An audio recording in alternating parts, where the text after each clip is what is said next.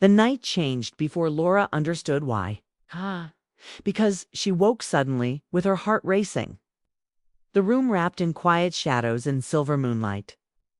And for a brief moment, she thought she was still dreaming, but then she heard it again, the soft scrape of a foot against the wooden floor, slow and unsure, like someone trying not to be noticed.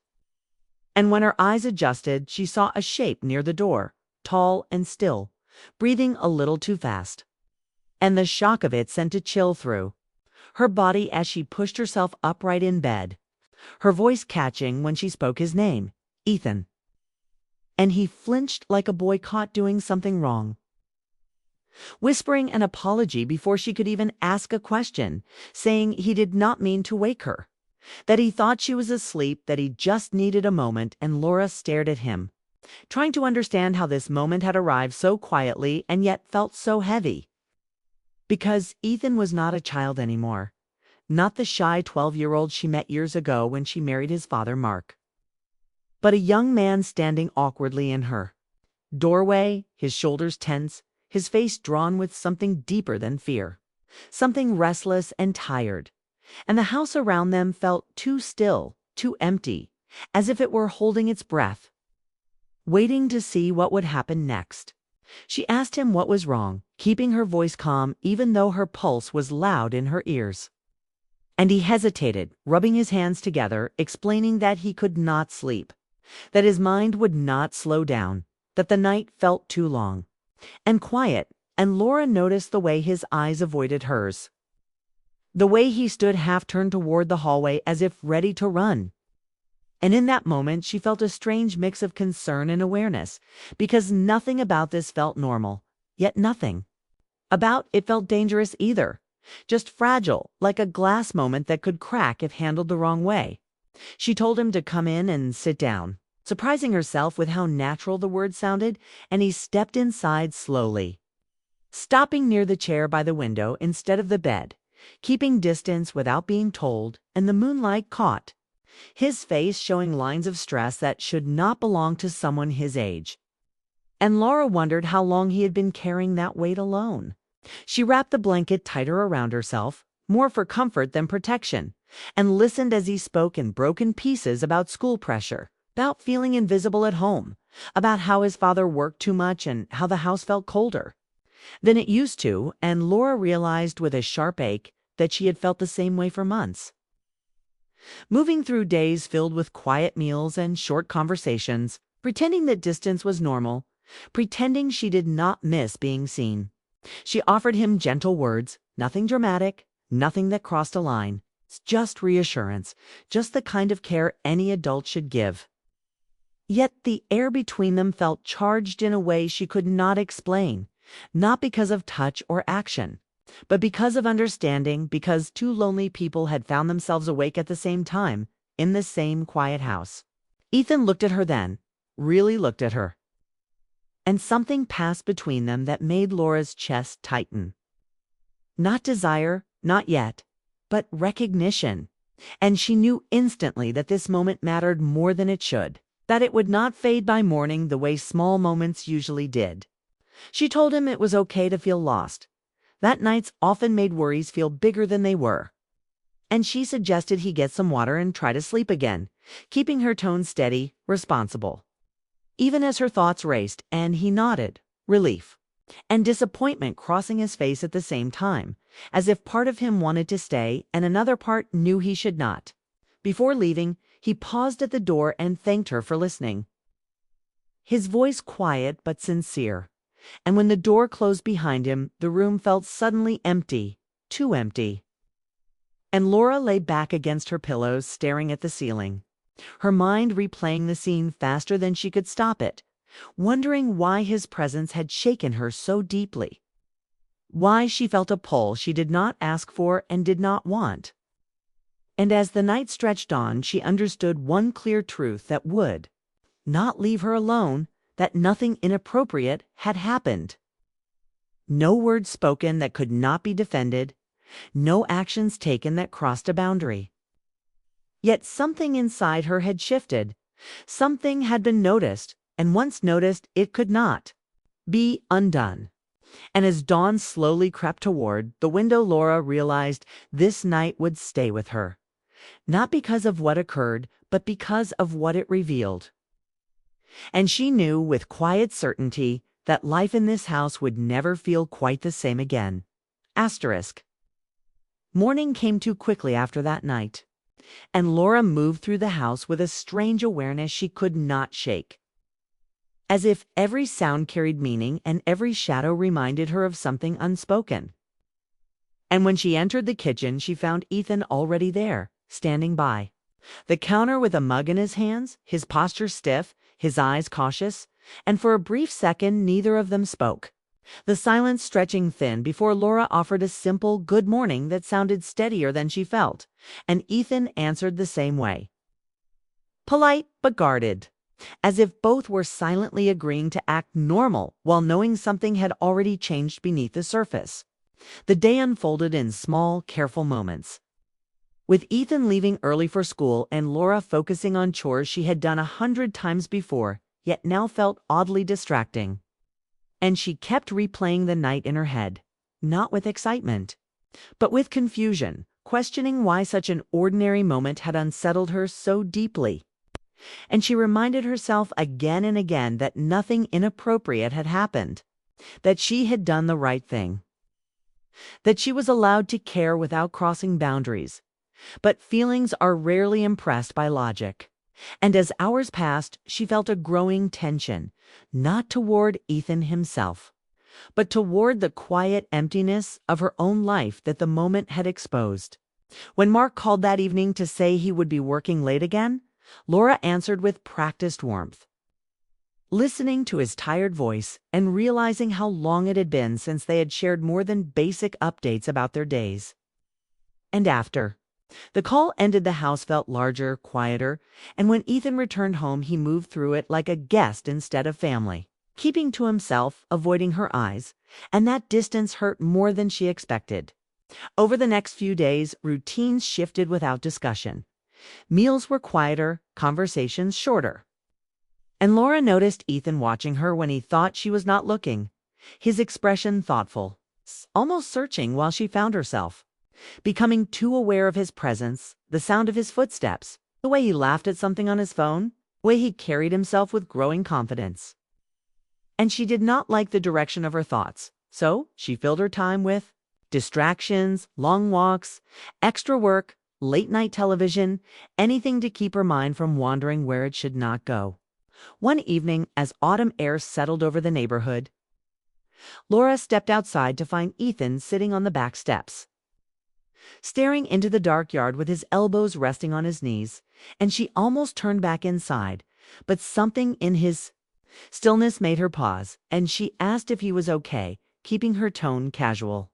And he nodded without looking at her, saying he just needed air, and she sat a few steps away, leaving space, respecting distance, yet the quiet between them felt heavier than words. He spoke first, admitting that things felt different lately, that he felt older than he was, caught between wanting independence and needing comfort. And Laura listened without interrupting, understanding more than she wanted to admit, because she too felt caught between roles, between responsibility and longing, between who she was expected to be and who she sometimes felt herself becoming when no one was watching. He asked her if adults ever felt lost, and she answered honestly that they did, that growing older did not always mean growing clearer. And as he looked at her with open curiosity, Laura felt the weight of being seen, not as a stepmother, not as a replacement parent, but as a person. And that recognition frightened her more than any bold action ever could. She stood up suddenly, blaming the cold, and suggested they go inside. And Ethan agreed without protest, but as they walked back into the house, Laura knew that avoidance was only delaying the inevitable truth, that something unspoken was building, not through touch or words, but through shared silence and unresolved emotion. That night, Laura lay awake again, staring at the ceiling, listening to the house settle around her.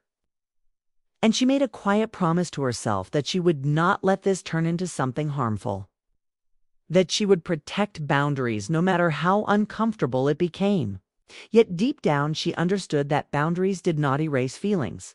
They only asked for strength, and as days turned into weeks, Laura felt herself standing on fragile ground, knowing that the real danger was not what might happen, but what was already happening inside her heart, and she sensed that the calm distance they were trying to maintain could not last forever, because silence, when stretched too long, always demands to be broken.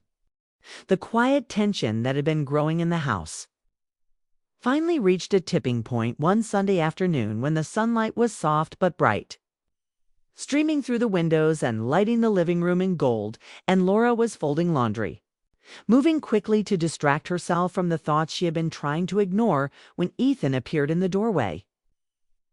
Hesitating, his hands fidgeting, and she looked up at him, sensing immediately that this was not a casual visit, that something in his eyes had shifted from uncertainty to urgency.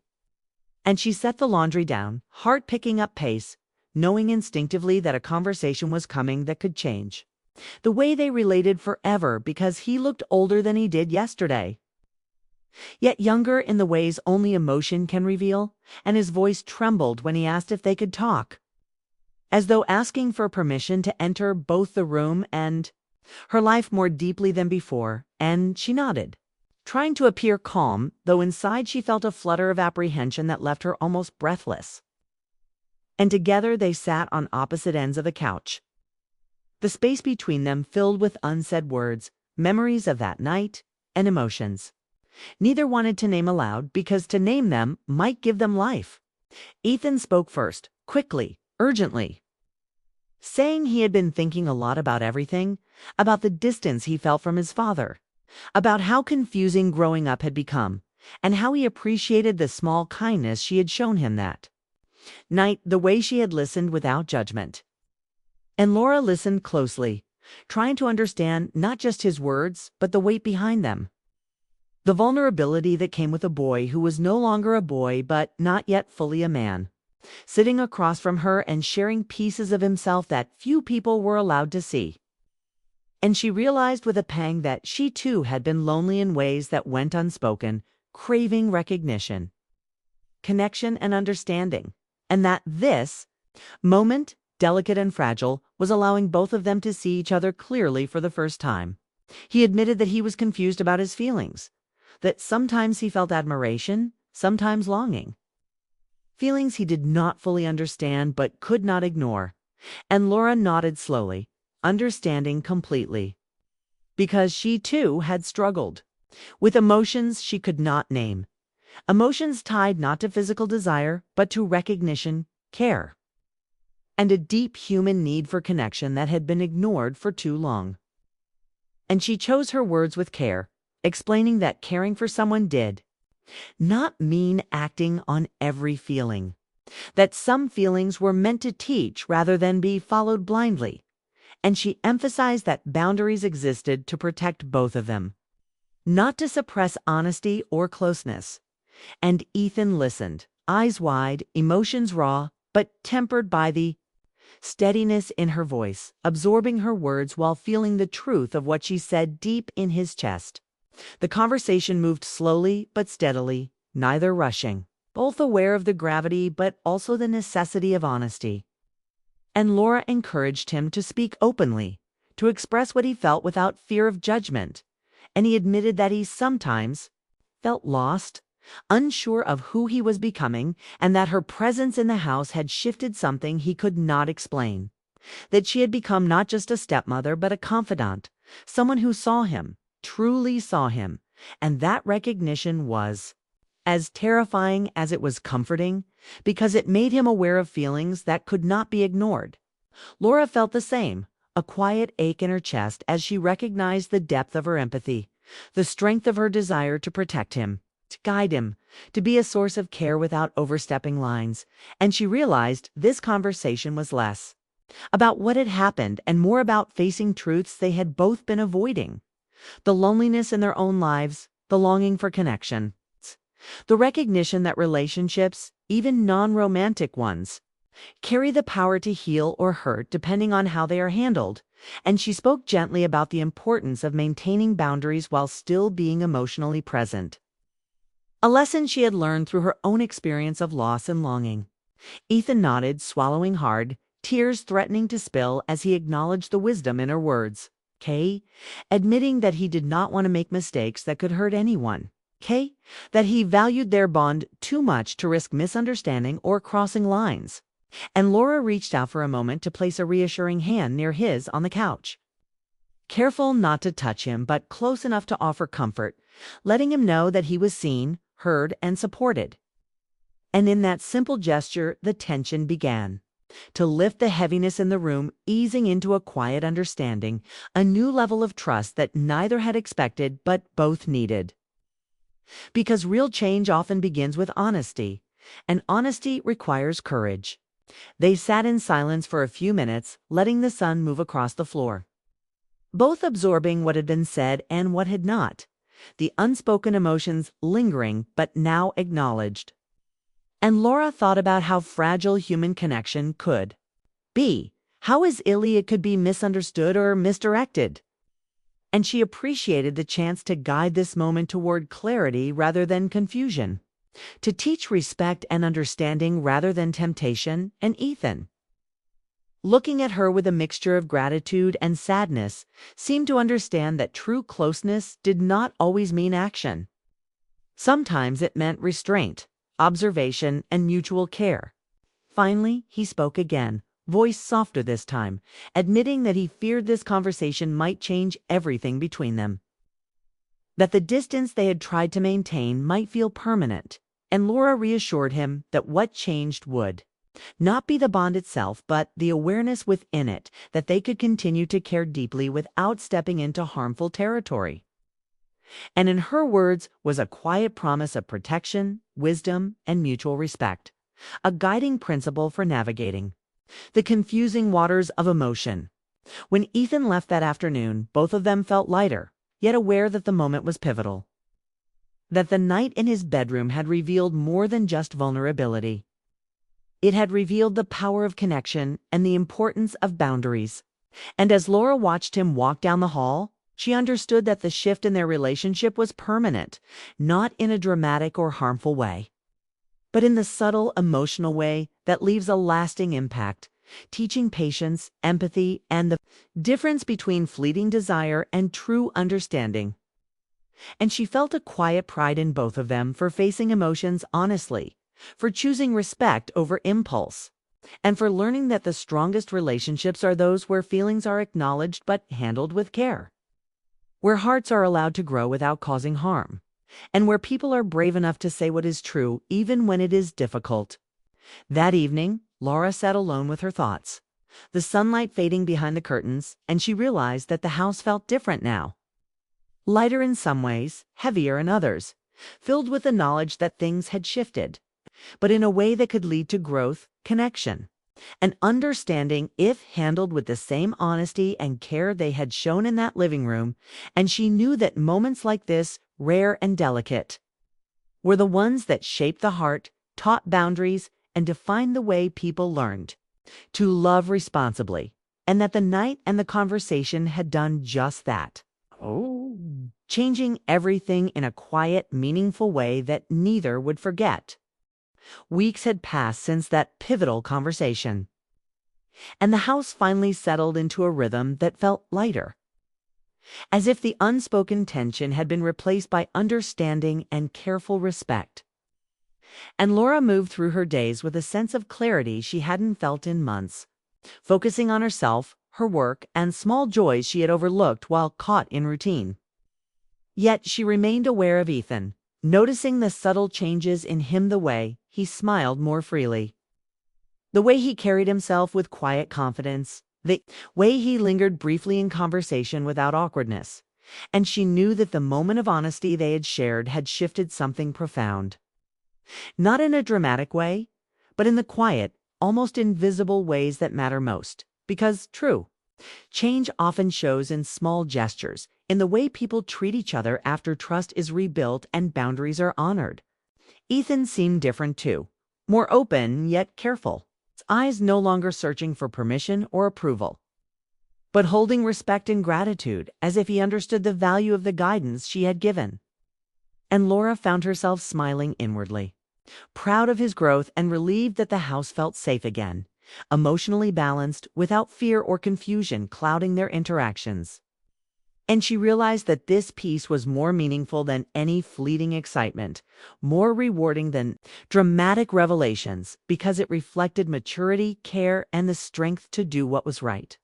One bright morning, as sunlight spilled into the kitchen, Ethan paused at the doorway, backpack slung over one shoulder, ready to leave for college orientation, and he turned toward her with a thoughtful expression, quiet yet sincere, saying, "Simply thank you for everything," and she felt a warm ache in her chest.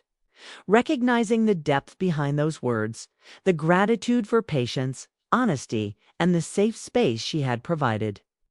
And she responded with a smile, acknowledging that respect and care sometimes mattered more than words could capture, saying softly, "That's what love does. It protects." And in that simple exchange, a bond that had once felt complicated and tense now stood on solid ground, built on mutual understanding and emotional awareness rather than fleeting desire or confusion. As Ethan walked out the door, leaving the sun to fill the kitchen with warmth, Laura lingered for a moment, watching his retreating figure, and she realized that this shift had changed more than just their relationship. It had changed her perspective on life, on her marriage, on what it meant to care for someone without overstepping, and on the courage it takes to confront emotions honestly, recognizing them, naming them, and then choosing wisely how to act. Because the truest form of love is not always about closeness or indulgence, but about respect, restraint, and protecting both hearts involved. That evening, the house was quiet again, but in a comforting way, filled with the rhythm of normal life, and Laura reflected on how the night Ethan had come into her room had been a turning point, not because of inappropriate actions, but because it had forced her to confront truths she had been avoiding. Truths about longing, loneliness, and the need for connection, and she realized that the real change was within herself, in the awareness that she could feel deeply, yet act responsibly, that she could be seen and appreciated without blurring lines. And that emotional honesty, when paired with restraint, had the power to heal and guide rather than complicate or harm.